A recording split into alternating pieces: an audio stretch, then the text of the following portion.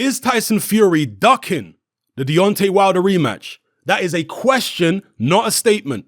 Let me be very clear on this. It's a question, not a statement. Is Tyson Fury ducking the Deontay Wilder rematch? Now, why do I ask this question? Well, there is a very interesting article, a very enlightening article on boxingscene.com that you can see on the screen right here now.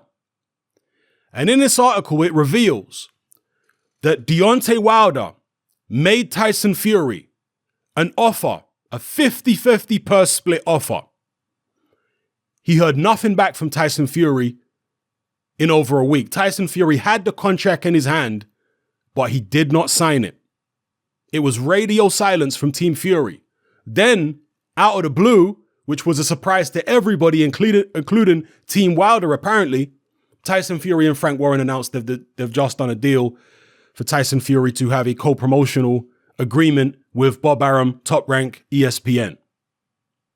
And since then, Tyson Fury, through his co-promoter Bob Arum, has made Deontay Wilder a counteroffer. So effectively, he's turned down Deontay Wilder's 50-50 offer that he received, I guess, a couple of weeks ago now. And he's countered with an offer. Bob Arum has talked about countering with an offer, but he hasn't given details about what this offer entails. But this article right here apparently reveals some very, very important details of this deal. This might surprise some of you, but this deal that they're offering Deontay Wilder is a 5-fight promotional/broadcast deal. So in order for him to get the Tyson Fury rematch, he has to tie himself in to ESPN Top Rank for 5 fights, according to this article. Now, on top of that, the first fight would unlikely be against Tyson Fury. There would at least be 1 or 2 fights prior to the Fury rematch. Why is this so significant? Well, because we know that Deontay Wilder is advised by Al Heyman. And I use the word advised, quote unquote, in inverted commas, because most people in the industry, and indeed most fans, believe that Al Heyman is an advisor in name only, and he's actually a hell of a lot more than that. Al Heyman and Bob Arum have a terrible relationship. They are not just not friends, they're enemies. Would Al Heyman really allow one of his biggest fighters, his heavyweight champion, to be taken by Bob Arum for a 5-fight deal? Would Al Heyman really allow that? You guys let me know what you think. It does seem a little bit of an absurd situation given who Deontay Wilder's advisor is. Now, you can't blame, one argument could be you can't blame Bob Arum and Tyson Fury for trying. If you don't ask, you don't get, right? So why not try? But other people would say this is just a way for Tyson Fury to avoid this rematch. He got what he wanted from Deontay Wilder, or from the Deontay Wilder fight, which was a boost to his profile. He got what he wanted. And now that he's got what he wanted, he wants to capitalize on that boosted profile. Go and fight some easier fights than a rematch with Deontay Wilder first. Milk that cow a little bit, and then think about a rematch down the line. Or even forget about a rematch altogether. Because now that he's got this platform, now that he is a champion without a belt, because that's how he's been marketed, as somebody who is a champion and doesn't need a belt. He's got the status of a champion minus the responsibilities of a champion. And perhaps he just wants to take full advantage of that situation, and he doesn't really care for a Wilder rematch or an AJ fight or anything like that. He's just trying to milk the cash cow, which is himself at the moment, for as long as he can. Milk this lineal status, should I say, for as long as he can. That's one argument that people might put across. But again, other people might say, well, it's a situation where if you don't ask, you don't get. So if Wilder ain't happy with this offer, maybe Fury's going to offer him something else.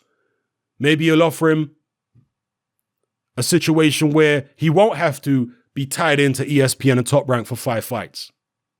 This is not unprecedented, by the way, for a promoter to want options on a particular fighter.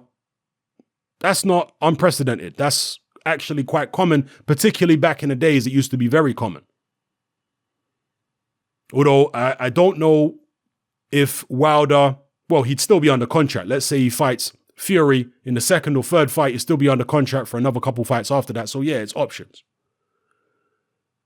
So let me know what you guys think in the comment section below. Is this a way of Tyson Fury avoiding the Deontay Wilder fight because it's an unnecessary risk? Look, yes, he fought Deontay Wilder the first time around because it's risk-reward. He took a risk knowing what the reward would be. Now that he's got the reward, because he didn't get the belt, but he got the respect and he got the profile boost. So he pretty much got everything he wanted from that fight other than the green belt. And he's long said that he doesn't really care about the belts anyway. So is he just saying to himself, I don't need Wilder anymore. I can do my own thing. I'm bigger than him now, even in America, potentially. So I don't need Wilder. If he wants to come and fight me again, he's going to have to come to me on my terms. He's going to have to come to me on Bob Arum's terms.